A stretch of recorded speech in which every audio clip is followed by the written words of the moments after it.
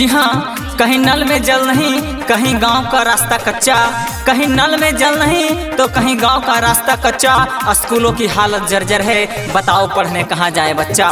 तो जी हाँ, हमारे माता एवं बहनों, आपके भुल्लो पंचायत से भावी मुखिया प्रत्याशी श्री रंजित यादव, जिनका चुनाव चिन्ह ढोलक छाप क्रम संख्या 2 है, तो आप सभी ग्रामवासियों से मेरा विनती है कि आप अपना एक एक कीमती वोट देके भारी मतों से विजय बनाएं। जी हाँ, भूलेंगे नहीं, आपके भुल्लो पंचायत से श्री रंजित यादव, जिनका चुनाव चिन्ह ढोलक छाप है, तो आप अपना कीमती से कीमती वोट देके भारी मतों से विजय बनाएं। तो कहना है, इस बार होगा नहीं किसी से भेदभाव, इस बार होगा नहीं किसी से भेदभाव, विकास का होगा हर क्षेत्र में भाव। इस बार होगा नहीं किसी से भेदभाव, विकास का होगा हर क्षेत्र में भाव। जी हाँ, भूलेंगे नहीं, आपके भुल्लो पंचायत से ईमानदार मुखिया प्रत्याशी श्री रंजित यादव, जो कि मुखिया ना होने के बावजूद अपना कर्तव्य निभाए हैं। गाँव के मंदिर का निर्माण, नहर खुदाई का निर्माण, कच्ची गली का पकिया करने का निर्माण किए हैं। इसलिए कहना है, मत चुनो उनको जो वादा करके तोड़ देते हैं, मत चुनो उनको जो वादा करके तोड़ देते हैं, मत कीजिए उनका सपोर्ट जो हाथ पकड़ के बीच रास्ते में छोड़ देते हैं, हाथ पकड़ के बीच रास्ते में छोड़ देते हैं। तो कहना है, गली गली में नारा है, गरीब सबके सहारा है। भुल्लो पंचायत के जनता से एगो अपील हमारा है कि रंजित भैया के पगड़ी नागी रही हाजी चाची की ढोलक छपा बटम भई हाजी चाची। गली गली में नारा है, गरीब सबके सहारा है। भुल्लो पंचायत के जनता से एगो अपील हमारा है कि रंजित यादव के पगड़ी नागी रही हाजी चाची की ढोलक छपा बटन बई हाजी चाची। अभी रंजित यादव के मुखिया नई हाजी चाची। रंजित यादव जिंदाबाद जिंदाबाद जिंदाबाद, रंजित यादव जिंदाबाद जिंदाबाद जिंदाबाद। आपका मुखिया कैसा हो, रंजित यादव कैसा हो। ऊंच नीच नहीं देखत चाची, नहीं जाता पाता जी। सुख दुख में देहथुन रंजित भैया हरदम साथ जी।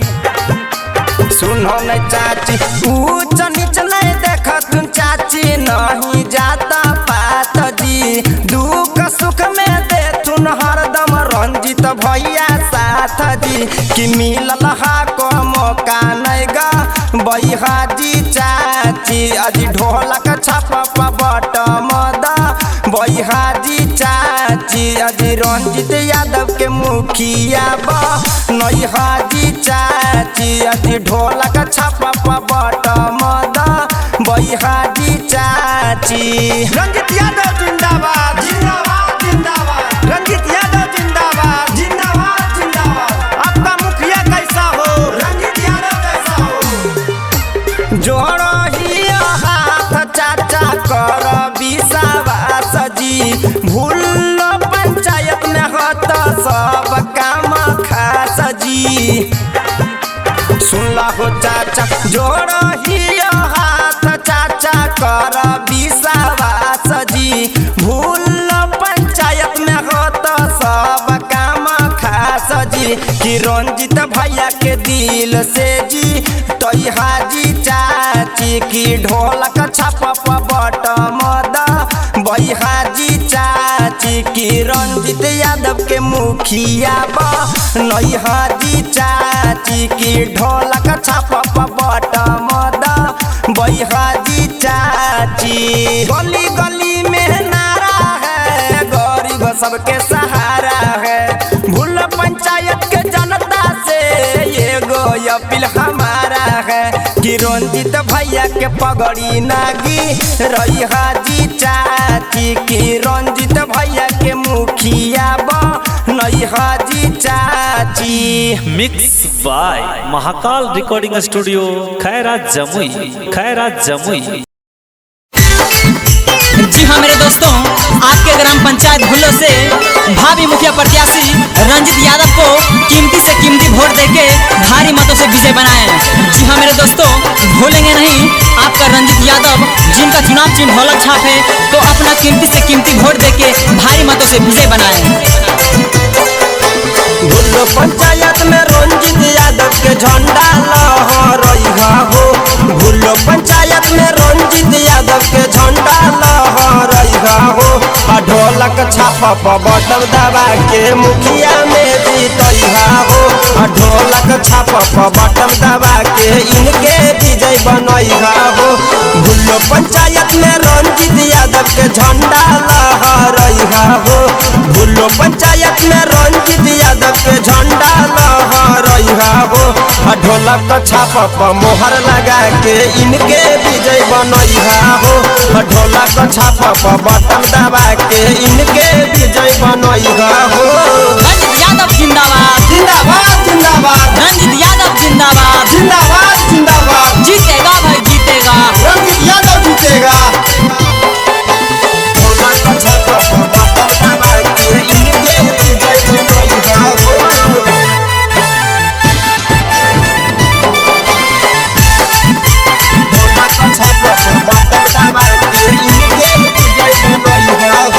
सभे सपनमा भैया पूरा करथुन अब की नहीं भूलइहा हो। सभे सपनमा भैया पूरा करथुन अब की नहीं भूलइहा हो। ढोलक छापा पर बटन दबा के मुखिया में जीतइहा हो। ढोलक छापा पर बटन दबा के इनकर विजय बनइहा हो। भुल्लो पंचायत में अब की चाचा हो तो सब कम खास जी। भुल्लो पंचायत में अब की चाचा हो तो सब कम खास जी। घरे घरे दिलैथुन भैया इंदिरा आवास जी। घरे घरे दिलैथुन भैया इंदिरा आवास जी। आपका मुखिया कैसा हो? रंजित यादव कैसा हो? आपका मुखिया कैसा हो? रंजित यादव कैसा हो? भुल्लो पंचायत के जनता जिंदाबाद, जिंदाबाद जिंदाबाद। ढोलक छापा पर बटन दबा के इनके विजय बनइहा हो।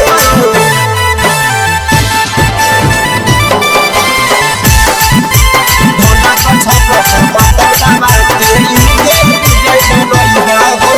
रंजित यादव के भारी मतों से विजयी बनइहा हो। रंजित यादव के भारी मतों से विजयी बनइहा हो। ढोलक छापा पर बटन दबा के मुखिया में जीतइहा हो। ढोलक छापा पर बटन दबा के इनकर विजय बनइहा हो। जोड़हिया हाथ भैया बतिया नहीं भूलइहा हो। जोड़हिया हाथ भैया बतिया नहीं भूलइहा हो। ढोलक छापा पर बटन दबा के मुखिया में जीतइहा हो। ढोलक छापा पर बटन दबा के इनकर विजय बनइहा हो।